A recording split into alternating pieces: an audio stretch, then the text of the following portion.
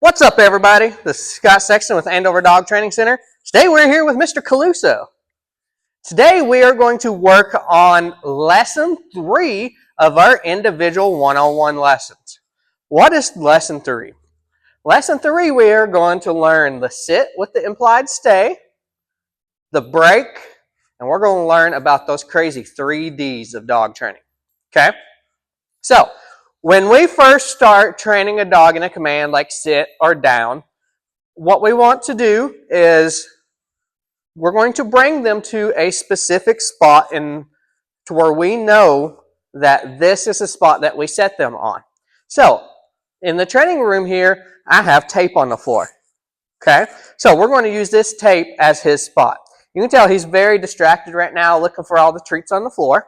So, what I'm going to do, I'm going to use a treat to help lure him because this is somewhat new to him. So what I'm going to do, I'm going to hold this treat in the palm of my hand under my thumb. So if you can see this, I hold the treat under my thumb like this. That way the dog can sniff it, they can lick it, but they can't actually get to it. So I'm going to use this to help guide the dog around. So I'm going to have him follow it just like that, and then bring it up. When a dog's nose goes up, usually their butt goes down. Okay? So, in the beginning, when I'm trying to teach the sit command, I'm not even saying the word sit. I'm just teaching this motion. You can tell he's very excited about it. While we're teaching this sit, we're also going to teach the break. Because for the dog to actually stay in a position, we need to be able to give them a word to tell them that they're done, that they're allowed to move. So, I'm going to take the treat. I'm going to throw it away. Go. Hey, go get it. Good boy. The key is making sure the dog actually sees the treats. He's got a little long visor there. He needs a little bit of a trim. So he has a little bit of hard time seeing the treats.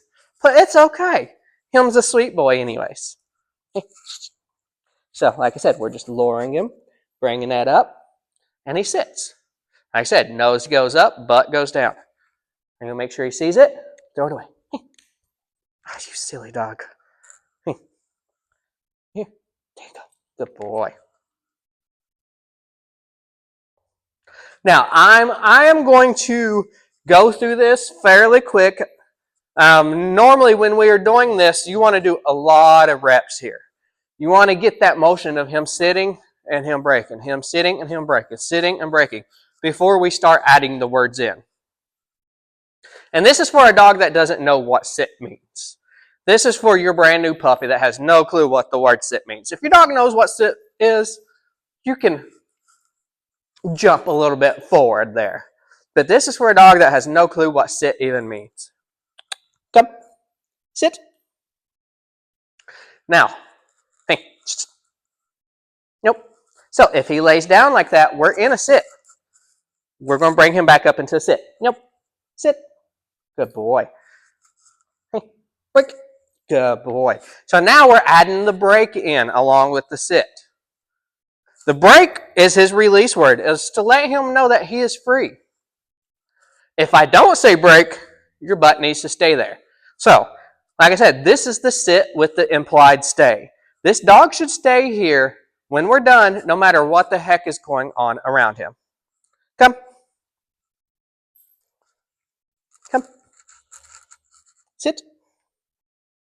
Now, when we are teaching this, nope, sit. When we are teaching this, we're working on our 3 Ds.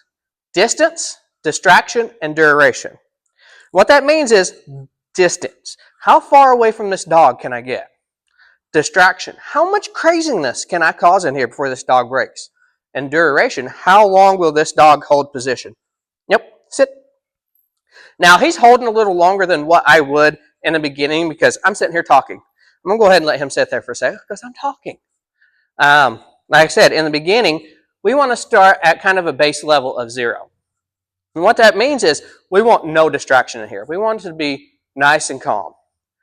We want to be right next to him. We don't want to have him sit and run away from him and expect this dog to stay. And we want him to only hold it for a few seconds because you can see he's getting bored already. And I let him lay down because I'm running my mouth.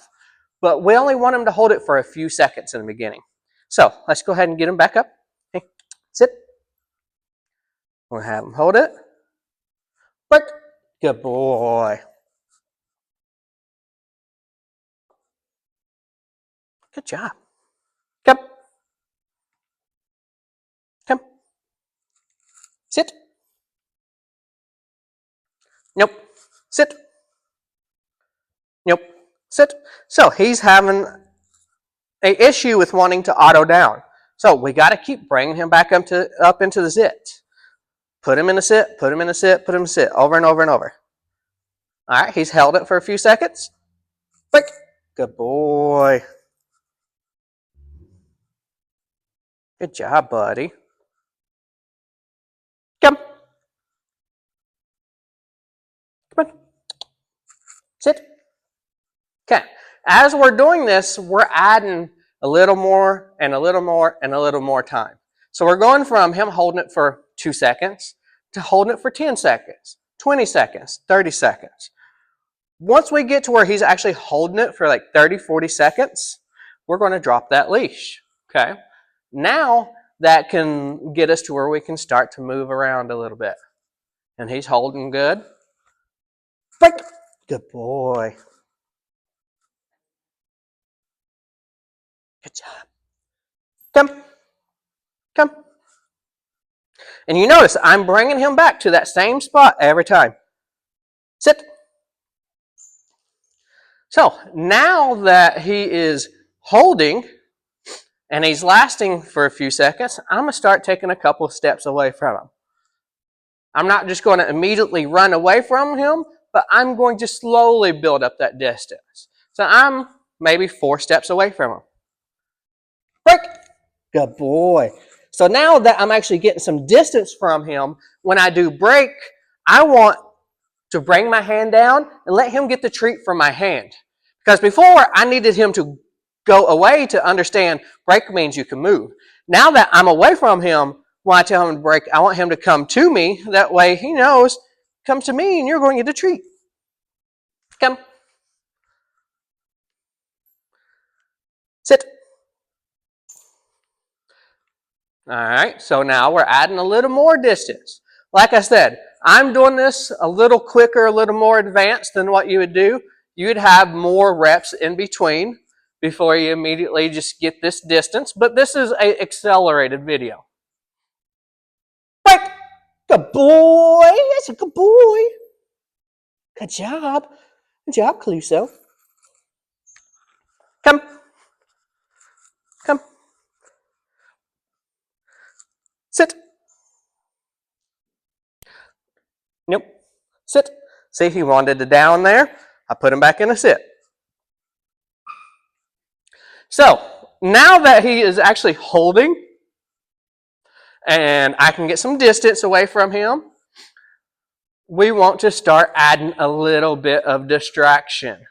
So, one of the things that we can do is we can have balls. We can have balls bouncing around, rolling around. We can bounce the balls.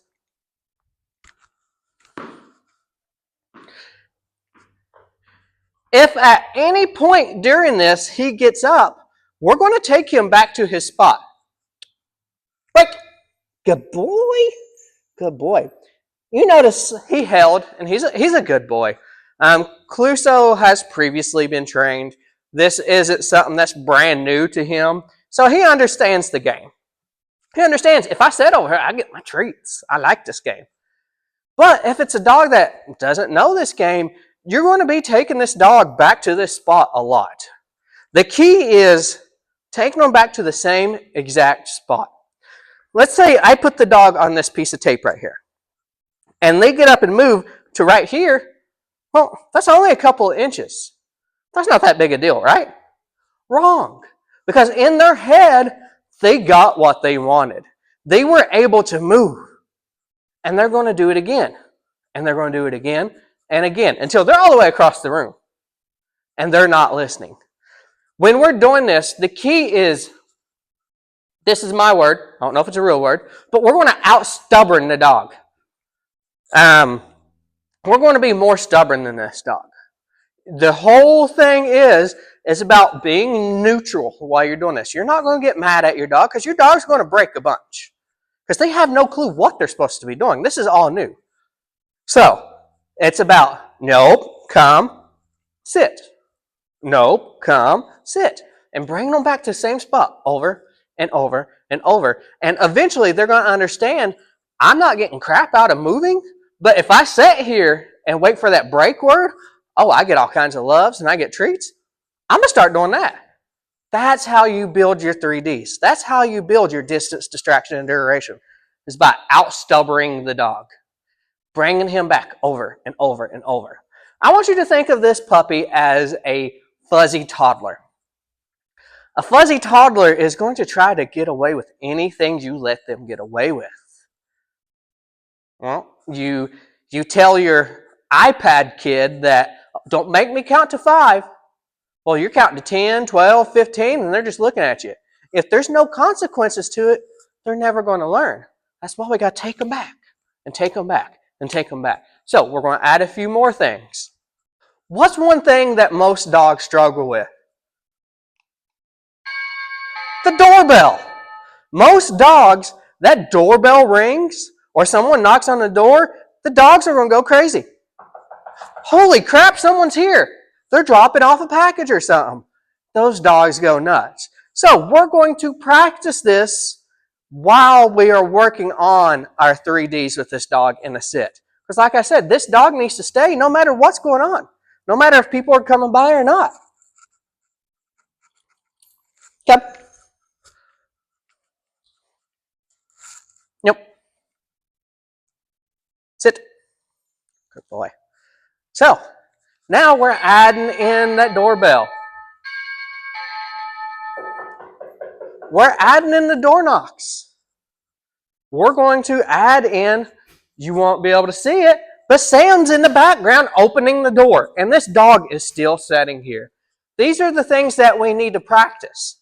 Why? Because this is the foundation of all the things that we're going to be learning. If we can get this dog to sit and stay like this when crazy things are going on, when we move on to our next commands like the place command, and we need the dog to actually be reliable and stay somewhere while we're doing something, this dog will be reliable. You will have a much better relationship with your dog if you're able to go have your dog sit on his cot while your friends and family come over, and he's not running and jumping up on people and licking them in the face. Caluso's been a really good boy. I said his name, so he got really excited there.